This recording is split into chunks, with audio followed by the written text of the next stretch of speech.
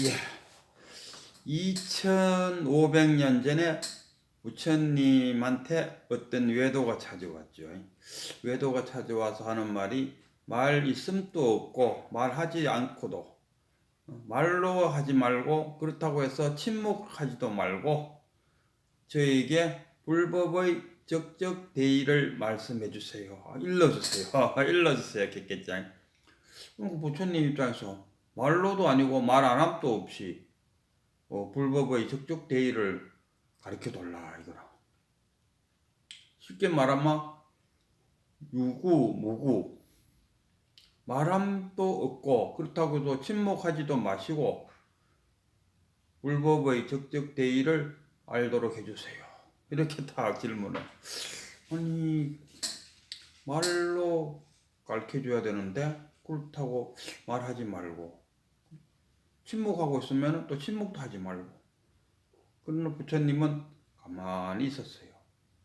한참 동안 가만히 있으니까 이 외도가 일어나서 큰 절을 하고 아이고 저에게 깨달음을 주셔서 고맙습니다 하고 절하고 갔어요.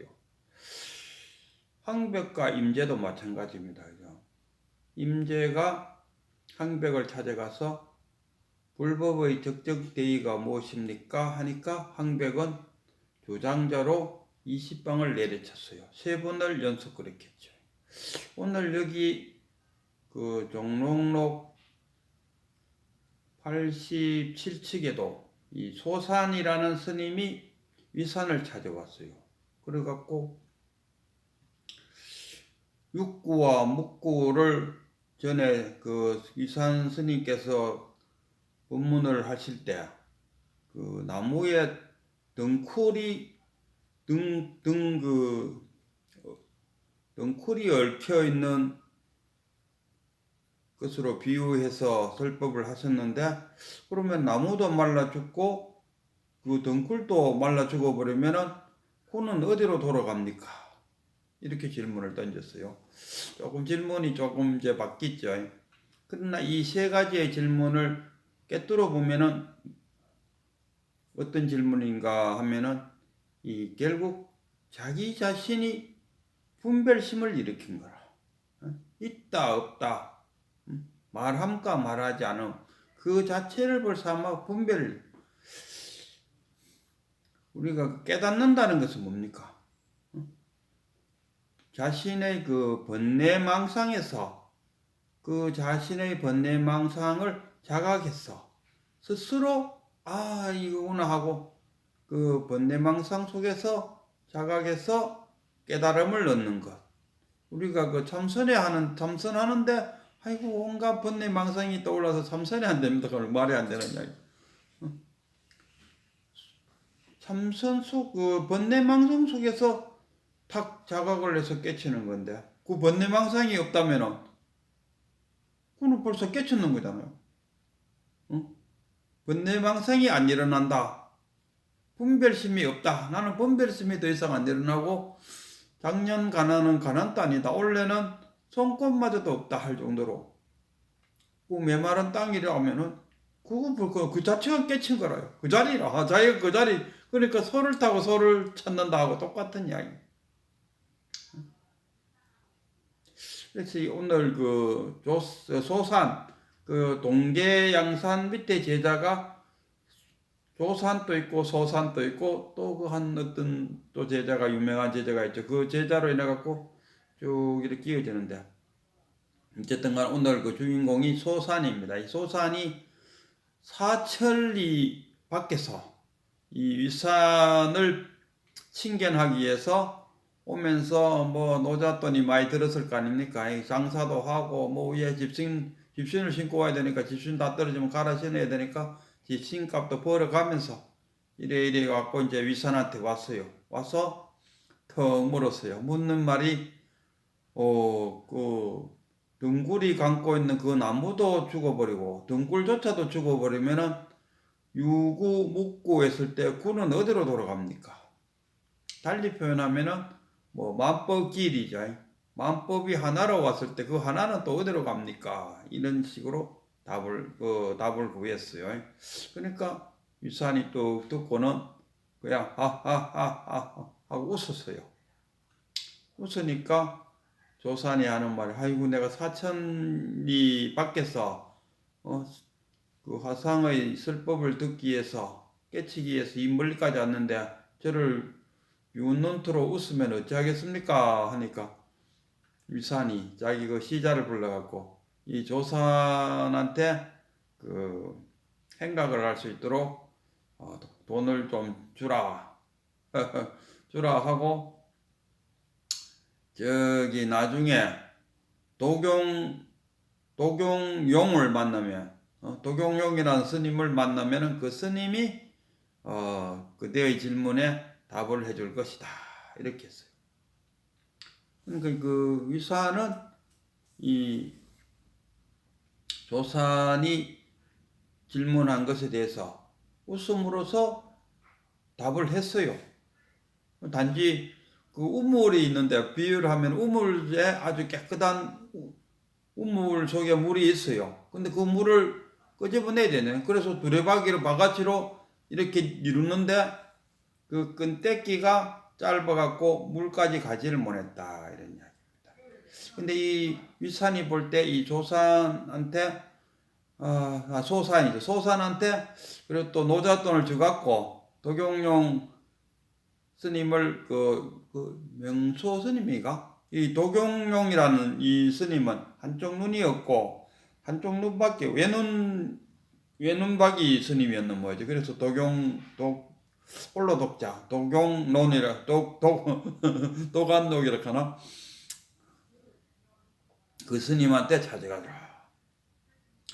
그러니까 이름이 명소 스님인가요? 그 스님한테 찾아가면은 소산 그대의 그 질문에 답해 줄 것이다. 또 그 위산이 웃으면서 답을 했는데 이때는 소산이 두레바퀴 끈떼기가 짧아서 물을 퍼내지를 못했어요. 근데 위산은 알지요. 이 사람이 조금만 도와주면은 깨칠 것이라는 것을 알지요. 그래서 그 인연이는 그 명소 스님한테 찾아가 보라 하고 노잣돈까지 주갖고 보냈어요. 그래서 이제 그 명소 스님을 찾아갔지요. 그 도관용 이름이 도관용 별명이가 찾아갔어요. 찾아가서 또 똑같이 이야기했어요.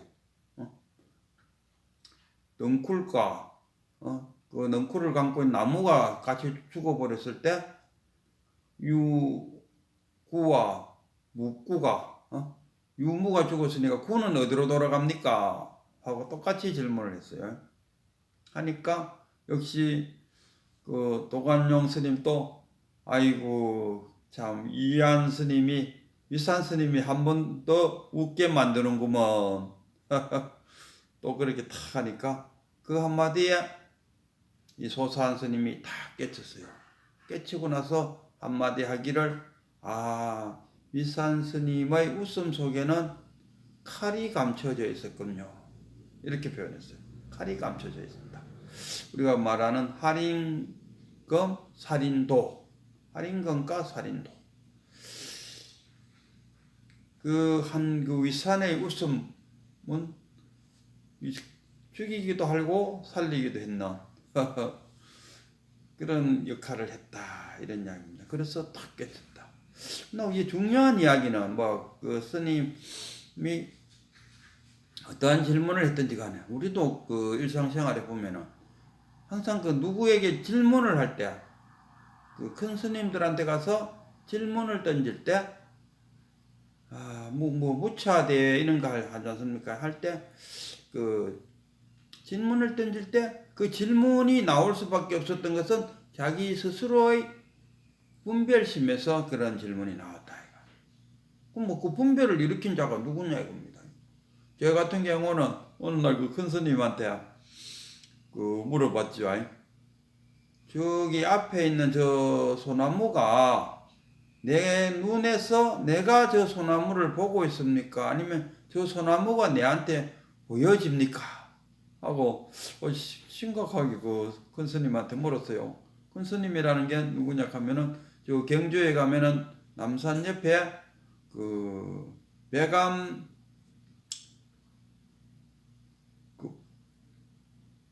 배구남 배구남 그 배구남 조그만 암자 같은 절이 하나 있어요. 거기에 백운 스님이 계세요. 그 스님이 저에게 그 법을 전해주신 분인데, 그리고 어느 날 그 탕마루 갔다가 그 마루에 걸터 앉아 둘이서 이제 마루에 걸터 앉아갖고 갑작스럽게 그런 질문이 툭 떠오르더라고요. 뭐 하려고 했는 게 아니고 그 둘이 이래 앉았으니까 별다른 할 이야기도 없고, 그 스님 보고 저기 있는 소나무가 저 내가 가서 보는 겁니까? 저 소나무가 와서 보여지는 겁니까? 이런 질문을 탁 던졌어요. 던졌더니만 스님이 한마디 딱 했어요. 한마디, 그야 분별하기 때문이지. 어떻게 보면 좀 동무서답 같지만은 딱 한마디 했어요. 분별하기 때문이지. 이래버렸어요. 뭐 가서 보는지 와서도 보여지는지 결국은 그 누가 했느냐, 나 스스로가 분별에 의해서 내가 본다고 생각할 수도 있고 보여준다고 생각할 수도 있고, 그게 뭡니까? 자기 스스로 만든 분별심에서 나온 거다. 그냥 그 스님 한마디로 인해 갖고 나를 돌이켜 볼 수 있게 됐다 아닙니까? 그래서 이 질문에 답이 있다. 항상 질문에 답이 있어요. 질문에 답이 있을 수밖에 없는 것은 그 질문을 하게 된 그 분별심이 일어나니까 질문이 생겼다 아닙니까? 그럼 그 분별심은 누가 일으켰냐? 내가 일으켰다 아닙니까? 그러면은 그 분별심을 일으킨 자가 내니까 그 답은 누구한테 있냐? 결국은 내한테 있다 아닙니까? 그래서 이 지금 소산도 마찬가지로 육구, 묵구, 원래 그 무자성, 자성이 없는 것을 뭐라 그러고 인연을 그 유라 그러더군요. 불교에서는 그렇게 표현하거든. 그러나 유무가 따로 있는 것이 아닙니다. 우리가 우리가 마음이라는 게 두 개가 있는 게 아니잖아. 하나잖아. 부처님 마음 따로 있고 중생 마음 따로 있는 게 아니지 않습니까? 일심에서 중생 마음도 나오고 부처님 마음도 나온다 아닙니까? 뭐 부처님 마음 이렇게만 부처처럼 살고 중생 마음 이렇게만 중생처럼 사는 거지, 뭐 중생이 따로 있고 부처 따로 있지 않다, 이런 이야기입니다. 제가 항상 잘 표현하는 것이 몸뚱어리가 생김으로써 아상이 생기고 아상의 바탕은 그 참나다, 그렇게 표현하잖아요. 그러니까 아상은 중생이고 중생심이고 참나는 불심 아닙니까? 그러니까 아상이 생겨남으로써 아상은 어디에서 출발되느냐? 아상의 바탕이 어디냐 했을 때 참나가 바탕이 될 수밖에 없다. 동전이라고 하면 앞면만 있는 건 아니잖아요. 앞면과 뒷면이 있을 때 앞면이 아상이면 그 앞면을 받쳐주고 있는 뒷면이 참나. 그래서 우리가 아상만 이루면은 참나가 그야 드러나는 거죠. 분별하지 않으면은 아상은 이뤄지는 거죠. 그래서 이러한 모든 질문들은 결국 보면은 자기가 만들어낸 분별심에 의한 질문에 불과하다. 그러므로서 그 답은 어디 있느냐? 자기 자신에게 있다. 이런 이야기.